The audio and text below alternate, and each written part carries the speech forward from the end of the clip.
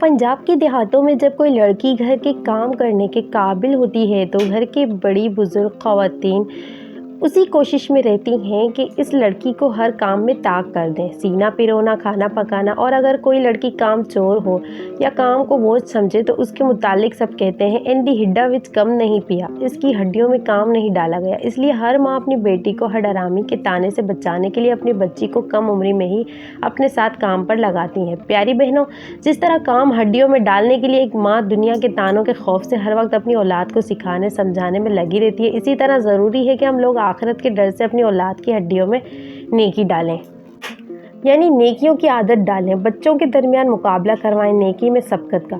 बचपन से ही से नमाज की पाबंदी, खुशहाल तरीके से कुरान करीम की तिलावत का एहतमाम, सुबह शाम के अस्कारों, खाने पीने, उठने बैठने, चलने फिरने में भी सुन्नतों का एहतमाम करवाया जाए।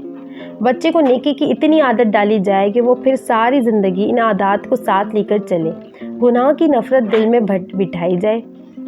याद रखिए, अगर बचपन में नमाज तिलावत की आदत ना डाली गई तो बड़े होकर वो चाह कर भी पाबंदी नहीं कर पाएंगे, और ये काम हड्डियों में डालने से ज़्यादा ज़रूरी है, क्योंकि दुनिया के आर्जी काम, आर्जी ताने तो दुनिया के साथ ही ख़त्म हो जाएंगे, लेकिन नेकी में अगर हमने अपनी औलाद को ना लगाया तो हमेशा वाला पछतावा साथ रह जाएगा, और ये नुकसान सब नुकसानात से बड़ा नुकसान है।